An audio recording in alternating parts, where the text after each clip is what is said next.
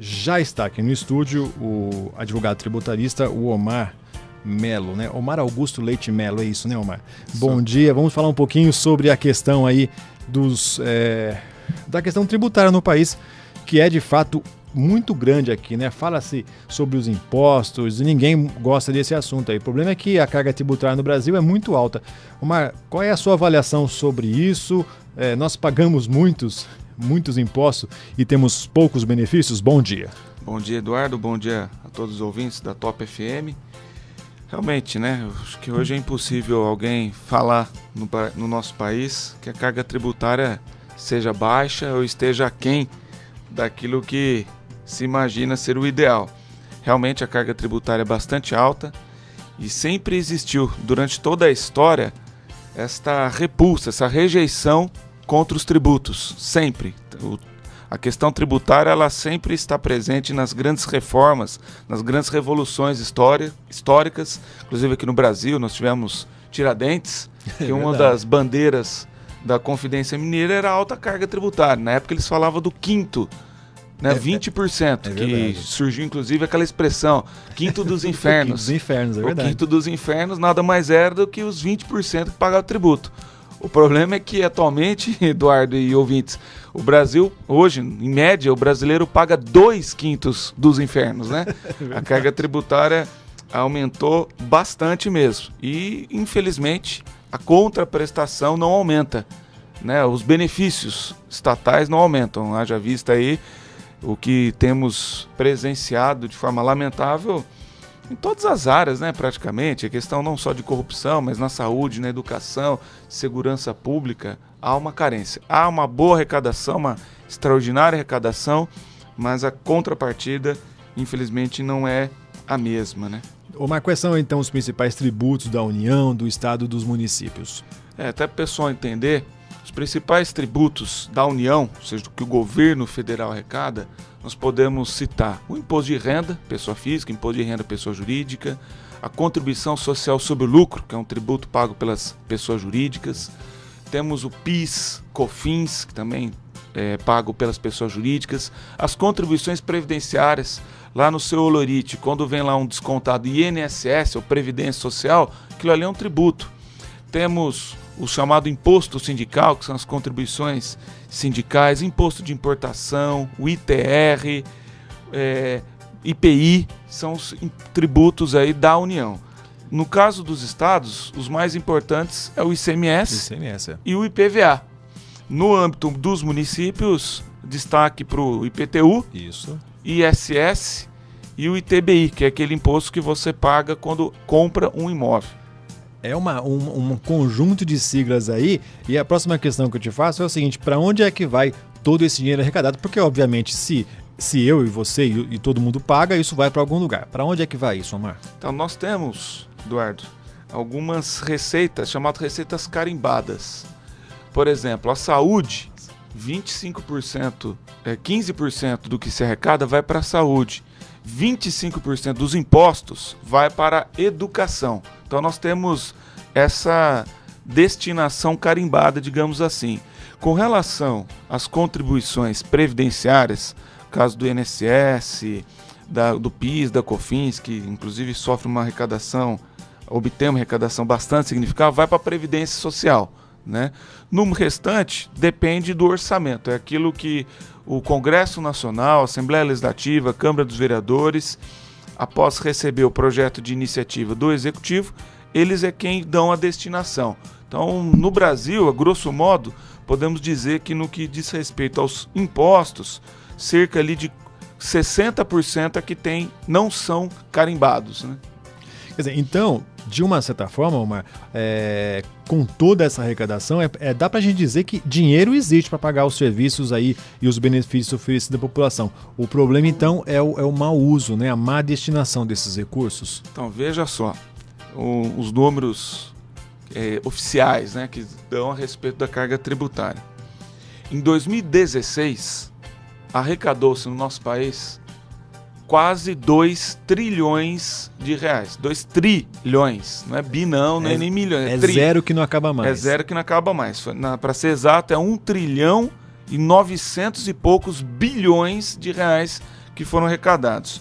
Isso representa 36%, ou vamos aqui arredondar, 1/3 do PIB brasileiro. Então, para os ouvintes aí entenderem, imagine você que a cada R$100 que é movimentado no nosso país, a cada R$100, R$36 é para pagar tributos. Ok. 36%, né? 36 a cada R$100, né? Então, dinheiro tem bastante dinheiro. Agora, com a relação ao mau uso, de fato, né, a gente presencia essa terrível, né, esse câncer que nós temos no país, que é a corrupção, é claro, mas não podemos também dizer que é o principal motivo. Não vou dizer que a maior parte desse tributo é destinado para a corrupção, né? Mas aí entra os maus empregos mesmo, né? É empregado de forma errada, obras superfaturadas. O poder público, ele é no mercado conhecido como um mal pagador. Sendo um mal pagador, ou seja, dá calote, demora para pagar, é natural que os seus fornecedores acabam cobrando mais. Verdade. Em razão desse risco, né, de sofrer uma inadimplência ou de sofrer para receber o dinheiro. Então é uma soma de fatores associado aí a uma má gestão mesmo, gestão incompetente, amadora, né, extremamente política e pouco técnica, mas a gente espera que um dia surjam aí pessoas bem intencionadas, não apenas bem intencionadas, mas qualificadas para gerir adequadamente esses trilhões de reais que pagamos de tributos no nosso país. A gente paga, essa questão dos impostos está muito presente na vida do brasileiro, não só pelos impostos que a gente paga e que são descontados, mas também muitos produtos que nós compramos. Você tem uma lista aí que é bastante interessante e triste, né, na verdade, até para dar um pouco da ideia do quanto nós pagamos de imposto. As pessoas não têm ideia, você vai falar algumas informações que você que está me ouvindo em casa vai ficar aí de boca aberta logo de manhã. Então você já abre a boca, coloca o pão na boca, toma o leite, porque o negócio é assustador. Quais são aí alguns desses produtos, Omar? Então vamos lá, imagine vocês o valor que vocês estão pagando nesses produtos. Eu vou passar o percentual de tributos que existem nesses produtos. Bolsa, tá, uma bolsa de uma mulher, 40%. 40% do preço de uma bolsa, tributo. Cachaça. Atenção isso aí, pessoal. Rapaziada aí. O pessoal acha que é o álcool que faz mal, né? Não é. 82% do preço de uma pinga, de uma cachaça, é tributo. Então, vamos maneirar no tributo aí, hein, pessoal? Né? Casa popular. Uma casa popular, 48% do preço de uma casa vai para o governo. Cervejinha, aquela nossa cervejinha lá, 56% do preço de uma cerveja também de tributo. O cigarro, os médicos aí vai falar que é nicotina que mata, eu vou desmenti-los. Na verdade, o que mata é o tributo, né? 80% do preço do cigarro é tributo. Estamos chegando aí no carnaval, confete serpentina, 44% de tributo. No valor da tua conta de água, diminui um pouquinho, 24%. Conta de luz, 48%. A conta do teu telefone, você reclama dizendo que a conta está alta, 46%, quase metade é de tributo. Tanto celular quanto fixo? Quanto fixo, tanto faz. Cosméticos, 55% de tributo. A fralda descartável, né? Tem que é verdade. Também não é baixo não, 34%. Gasolina, 53%. Meu Deus. O videogame, né? A garotada aí que também está vendo. 72% do valor de um videogame é de tributo. O leite, que o Eduardo acabou de falar aí, você que está tomando seu leite, você está tomando 19% de tributo. Medicamentos, 34%. Moto, a moto tem uma variação, até 125 cilindradas, 44%. Acima de 250, 65% de tributo. Agora estamos de manhã, né? O pãozinho francês. Isso, vamos lá. 17% de tributo. Então dá para comer à vontade, que não está exagerando no tributo não, né? Perfume, 78% do perfume. Então exala tributos. É verdade. Você vê que as mulheres estão um pouco prejudicadas aí, que muitos desses produtos, né? Cosmético, bolsa, perfume, é muito em cima da mulherada. Então, você pedir para elas gastar menos mesmo, né? Ração para gato, ração para cachorro, né? O nosso animalzinho aí, 41%. Então, até cachorro paga tributo no nosso país, né? O refrigerante, 46%. Um sanduíche, 30%. Serviço de TV por assinatura, 46%. Você vai ao teatro, vai ao cinema, 30% de tributo. Televisor, 45%. E um carro, né, um carro popular, 38%. Quer dizer, tributo. Então, para a gente fazer uma conta rápida, é o seguinte, muito desses produtos que você está falando, quase que a metade do valor é imposto. Quer dizer, então, se a gente está falando de uma moto custa o quê? Uns 7, 8 mil reais? Com uma redução de imposto, poderia custar 5, 4 mil reais, né? E tudo isso taxado pelo governo. Exatamente. Existe também uma estatística bastante esclarecedora, interessante, que diz o seguinte, que o brasileiro, em média, trabalha até abril, o brasileiro trabalha exclusivamente para pagar tributos. Então nós agora estamos em fevereiro, estamos nesse período de trabalhar só para pagar o governo. 100% da nossa receita, nosso rendimento é para pagar tributo, até abril. A partir de maio, é o dia que a gente fala do dia da libertação dos contribuintes, né? O porém que não é bem assim, porque a partir de maio, também segundo essa pesquisa, o brasileiro tem que trabalhar de 2 a 3 meses para pagar aquilo que o Estado deveria dar para ele, mas não deu de retorno. Caso de um alarme para casa, um plano de previdência privada, um seguro, questão de escola particular, né? Saúde, também um plano de saúde. Então, o brasileiro acaba ficando realmente com uma pequena parte só do seu rendimento. Mas talvez por conta disso mesmo, né, de o valor ser tão alto do imposto cobrado e uma carga tributária muito alta, será que não é por causa disso que essa questão da inadimplência? Obviamente muitos deixam de pagar porque não tem mesmo, mas tem pessoas que não pagam porque pensam assim, então se o governo arrecada tanto eu não vou pagar. Como é que está essa questão da inadimplência e quais são os prejuízos que eles causam para o país, para os estados e para os municípios também? Inadimplência tributária é uma realidade já também muito antiga no nosso país, provocada com certeza, sim, pela alta carga tributária, né, excessiva carga tributária que nós temos. Não só isso, é óbvio, também está associada à ganância dos empresários, à má administração do negócio, a cultura de não pagar tributos, isso existe, é terrível, isso é um ponto negativo do cidadão brasileiro, isso não tem nada a ver com, quer dizer, até tem, né, a ver com o poder público, que acaba vendo um mau exemplo e acaba copiando. Mas a inadimplência é pesada. Nós temos, no âmbito federal, uma dívida ativa, que são os valores não recolhidos, juntamente com os valores que estão sendo cobrados em processos administrativos federais, que chegam a R$1 trilhão. Quase um terço daquilo que você falou no começo. Né? Então é muito alto mesmo no âmbito federal. Aqui na cidade de Bauru, por exemplo, a dívida ativa do município ultrapassa R$100 milhões. Então é um valor alto. É claro que desses 100 milhões muita coisa prescreveu, tem coisa cobrada indevidamente, mas chama atenção, que é algo quase perto de 10% do orçamento bauruense, né? Então é alta sim a nossa carga, como é a inadimplência tributária, bastante alta.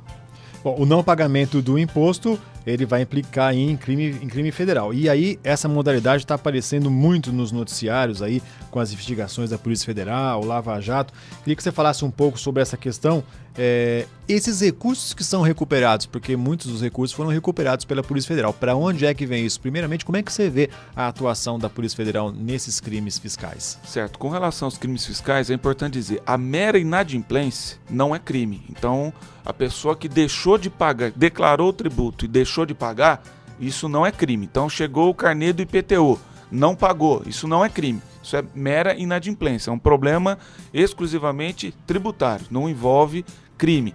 O crime começa a ser quando o sujeito recebeu R$10 mil e ele declara 6. Então houve uma omissão de receita. Essa omissão de receita é crime. A apropriação indébita também é uma situação que os empresários vivem. O empresário reteve o INSS dos seus funcionários, mas não repassou para a Previdência. Isso é crime de apropriação indébita previdenciária, né? Então, os crimes tributários envolvem, geralmente, até às vezes, formação de quadrilha, pessoas que montam empresas em nome de terceiros, né? Os famosos laranjas, né? A legislação chama os laranjas de interposta pessoa, né? Que bonito o nome, né? Nome bonito, interposta pessoa, os cítricos, né? Os laranjas aí. Isso é crime, né? Então, omissão de receita, utilização, pessoas que mudam até às vezes o sistema de computação para enganar, né, o fisco. Então isso é crime. Na questão aí da Lava Jato, realmente muita coisa tem sido recuperada e esses valores sofrem um encaminhamento natural de todo e qualquer tributo. Então, se for um imposto, entra naqueles percentuais que nós comentamos. 15% para a saúde, 25% para a educação. E o restante segue os números ou as destinações previstas nos orçamentos. Interessante, porque a gente vê uma série de dinheiros, de valores sendo repatriados e a gente não tem ideia, né, de onde vai. Se você é um defensor aí muito forte da chamada cidadania fiscal, né, que o brasileiro saiba mais sobre a arrecadação, como é que a população pode então exercer essa cidadania? Onde ela pode buscar informação e o que ela pode? Será que ela tem alguma força para a redução de impostos? Como é que a população se posiciona nisso? Falar assim na possibilidade de reduzir tributos é um pouco complicado também, porque a gente, claro, critica a classe política, só que ao mesmo tempo é a mesma população que pressiona por novos serviços, né? Então, como é que você vai reduzir a carga tributária se há um clamor por novos serviços, há uma pressão, inclusive até popular, para que o poder público acrescente novos serviços, novos benefícios para a população. Então é muito difícil falar em redução da carga tributária. O que a gente torce, mínimo, seria uma simplificação tributária, né? Então, porque além dos custos de pagar tributo, as empresas também têm um alto custo para se adequarem à legislação tributária. Então tem que pagar vários contadores, consultores, programas de computação para se adequar à legislação tributária. Então fala-se muito numa simplificação para baratear isto, né? Também a gente clama aí para um melhor gasto. Se gastar melhor, vai sobrar, né, para gastar com outras coisas. Mas eu particularmente, sou um pouco cético no que diz respeito à redução da carga tributária. Gostaria, claro, mas eu sou cético tendo em vista as exigências, né, populares, as promessas políticas. A gente vai para uma campanha política e fala, meu Deus, de onde que ele vai surgir dinheiro para cumprir 50% dessas promessas? Então vai ter que quadruplicar os tributos, né? Mas a população, em geral, nós, enquanto cidadãos, devemos participar, né, dessa cidadania fiscal, primeiramente fazendo a nossa parte, cumprir com as nossas obrigações. Porque, por mais que a gente critique a questão tributária, ela é necessária. Não tem como fugir da carga tributária. E até indo para um lado até mesmo bíblico, o próprio Jesus disse, né? Dá a César o que é de César, a Deus o que é de Deus. Tem que pagar tributo. Tem até fundamentação cristã, né? Bíblica. Fundamentação ética, jurídica. Então tem que pagar mesmo. Então, se cada um tem que cumprir o seu papel de pagar o tributo. No mais, que a gente vê aí de básico mesmo para qualquer um dos nossos ouvintes e também para nós, é exigir a nota fiscal, é exigir o cupom fiscal, porque isso força com que o nosso fornecedor cumpra com as suas obrigações tributárias. Tá certo. Omar, muito obrigado, viu, pelas informações. Eu acho que foi um papo bastante esclarecedor aqui. Quem está em casa está ouvindo e ficou assustado saber que só no leite e no pãozinho tem tributo, né? E aí outras questões como a cachaça, a cerveja também, né? Então, e a gente tem mesmo que exercer a nossa cidadania e até pressionar também as pessoas, os políticos em quem nós votamos, porque como você bem disse, não depende só assim depende de uma estrutura política toda, de toda uma reforma, que isso, como você bem disse, vai um certo tempo. Muito obrigado, bom dia, fica aqui o seu bom dia para os nossos ouvintes também. Bom dia a todos.